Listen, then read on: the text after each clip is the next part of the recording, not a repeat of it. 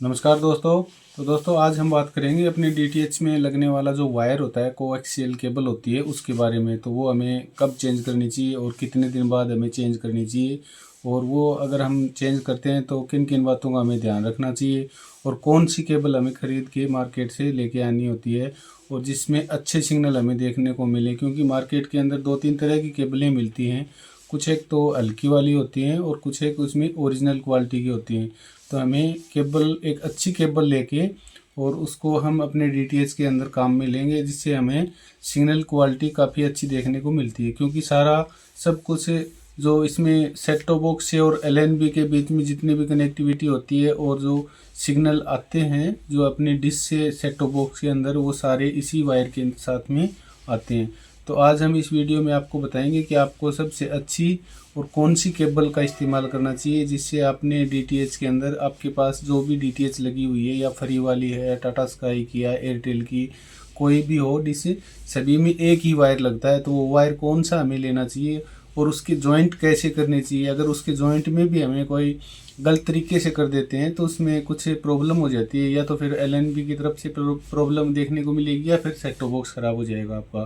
क्योंकि इसके जॉइंट में आपने अगर सही तरीके से जॉइंट उसका नहीं किया, जब उसके अंदर आप क्लिप डालते हो, ऊपर वाला जो कनेक्टर बोलते हैं उसे, अगर वो सही से आपने नहीं डाला तो वो उसका सेट टॉप बॉक्स की सप्लाई ख़राब होने का बहुत ज़्यादा खतरा रहता है। तो इस वीडियो में आपको हम बताएंगे कि कौन सी वायर को लेके और कैसे उसमें कनेक्टर फिट करें, और जिससे कि हमें अच्छे सिग्नल देखने को मिले। तो देखिए दोस्तों, मैं आपको एक केबल दिखाता हूँ। क्योंकि मेरे पास एक केबल है आज, जो को एक्सियल केबल है बोलते हैं जिसे, जो कि जाली वाली केबल होती है, जो कि डिश के अंदर यूज़ होती है, एलएनबी से सेट टॉप बॉक्स के बीच में यूज़ होती है। और अगर ये केबल आपकी सही है, या फिर आप इसको चेंज करना चाहते हो, क्योंकि इसकी लाइफ होती है 1 से 1.5 साल, या बढ़िया केबल अगर हो, अच्छी केबल हो तो 2 साल तक। तो 2 साल अगर आपकी केबल को हो गए हैं, जैसे कुछ भाई हैं वो तो जानते हैं इस केबल के बारे में, और कुछ भाई ऐसे भी होते हैं जो कि इसके बारे में कुछ जानते नहीं हैं। तो उन भाइयों के लिए ये वीडियो है, वीडियो पूरा देखिए। अगर आप चाहो तो चैनल को सब्सक्राइब भी कर सकते हो। अगर आपको हमारी वीडियो अच्छी लगी हो तो आप चैनल को सब्सक्राइब कर लीजिए।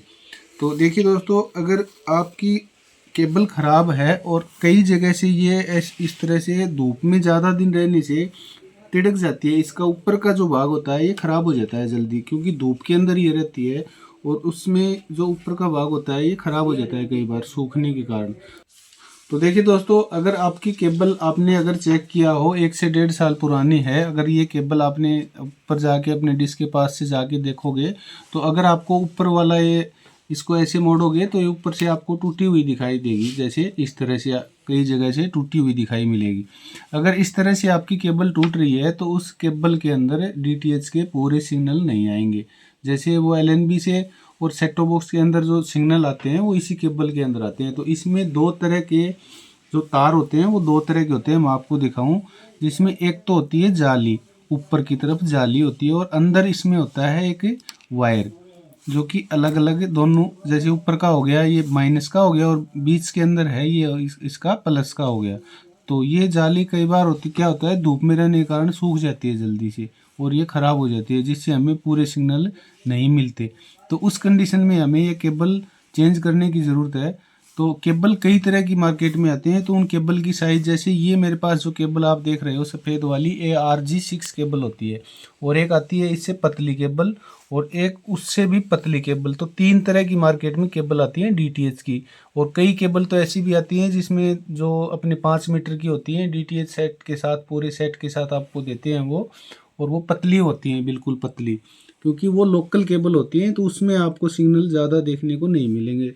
तो आपके लिए सबसे बेस्ट यही रहेगा कि अगर आपकी केबल ज़्यादा दिन हो गए और आप अगर चेंज करना चाहते हो, तो इस तरह की RG6 केबल ही का इस्तेमाल करें, जिससे आपके सेट टॉप बॉक्स में पूरे सिग्नल आएंगे। और अब इसमें हम जॉइंट करेंगे, जो कनेक्टर होता है जो एलएनबी के अंदर हम फिट करते हैं, तो उसका कनेक्टर जो इसमें ऐड करते हैं, तो वो सबसे इम्पोर्टेंट चीज़ होती है।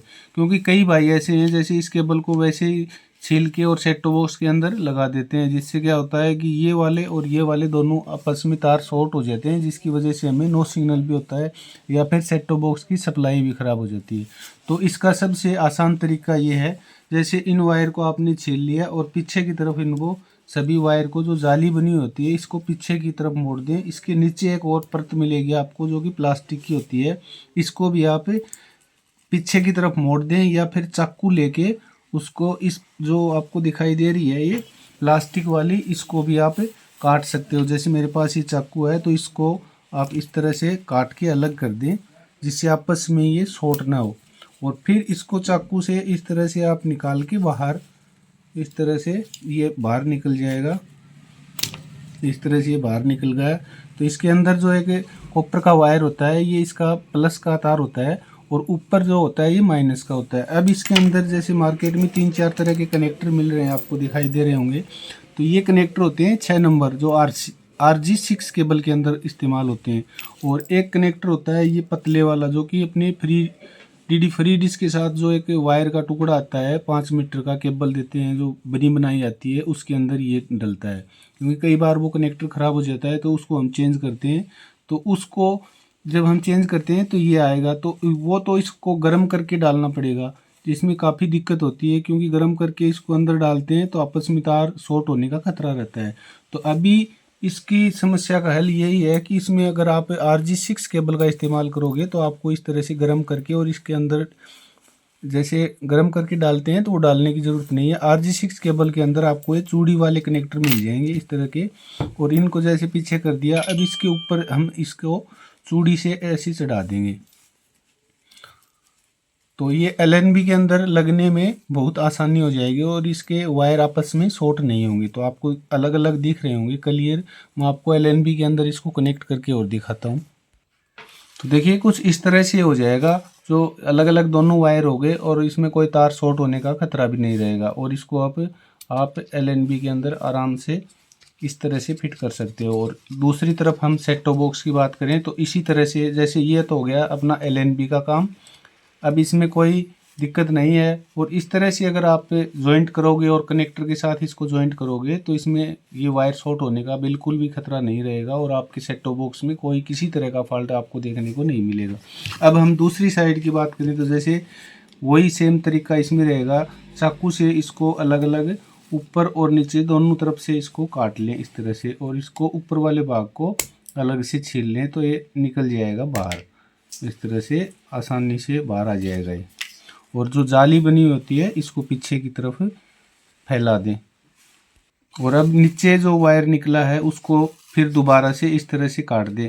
और एक साथ बिल्कुल भी नहीं काटें दोस्तों, क्योंकि कई भाई होते हैं वो एक साथ ही इसको काट देते हैं। तो इसके साथ एक साथ अगर काटोगे तो ये जाली वाले जो वायर हैं ये भी साथ में कट जाएंगे। सबसे पहले आपको ऊपर का भाग काटना है, फिर जाली को पीछे की तरफ मोड़ना है, फिर दोबारा से इस वायर को फिर दोबारा से काटना है, क्योंकि इसके अंदर 3 लेयर बनी होती हैं अलग अलग। तो अब ये वायर निकल आएगा। अगर आप पूरा इसको अगर इस वायर तक काटोगे तो आपके जो जाली वाले वायर हैं ये भी साथ में कट जाएंगे। और इस तरह से काटोगे तो ये जाली आप अलग से पीछे की तरफ मोड़ देंगे और फिर इसके ऊपर आप इस कनेक्टर को, चूड़ी वाले कनेक्टर को आसानी से इसके ऊपर चढ़ा सकते हो। तो इस तरह से इसका जॉइंट हो जाएगा। अब इसमें जाली और जो मेन वायर होता है इसका आपस में शॉर्ट होने का बिल्कुल भी खतरा नहीं है। और ये भाग अपने सेट टॉप बॉक्स के अंदर कनेक्ट कर देंगे। इस तरह से मैं आपको करके दिखाता हूँ। तो देखिए जैसे ये सेट टॉप बॉक्स है हमारे पास, तो इसके अंदर हमने इसको यहाँ फिट कर दिया। अब ये आसानी से इसके अंदर जो अपनी LNB सर्विस पिन होती है इसके अंदर ये बिल्कुल आसानी से आ जाएगा। और इस तरह से इसकी सेट टॉप बॉक्स की और LNB की जो कनेक्टिविटी होती है अपनी वो पूरी हो जाएगी। तो न तो इसमें कोई LNB का फॉल्ट होने का डर और न ही सेट टॉप बॉक्स की सप्लाई फॉल्ट होने का डर। तो इस तरह से इस वीडियो को देख के आप अपने LNB वायर, जो LNB सर्विस वायर होता है उसको चेंज कर सकते हो और अच्छे से इसके कनेक्टर भी लगा सकते हो। तो दोस्तों मैंने आपको बताया RG6 केबल जो हम DTH में इस्तेमाल करते हैं सबसे बेस्ट ये केबल होती है। तो इसका इस्तेमाल करें जिससे ये लंबी टाइम के लिए चलेगी और इसकी लाइफ होती है 2 साल के लगभग ये चलती है। 2 साल तक ये जल्दी सूखती भी नहीं है और काफ़ी अच्छी केबल आती है। और मैंने जो बताया आपको इस तरह से आप इन कनेक्टर को ऐड करोगे तो इसमें कोई फॉल्ट होने का भी खतरा नहीं रहेगा। तो दोस्तों इसी तरह की वीडियो हम हर रोज़ आपके लिए लेके आते हैं। अगर आपको हमारी वीडियो और चैनल अच्छा लगा हो और हमारी बात अगर आपको अच्छी लगी हो तो आप अपने चैनल को सब्सक्राइब भी कर सकते हो। तो दोस्तों मिलते हैं कल नेक्स्ट वीडियो में। ओके दोस्तों।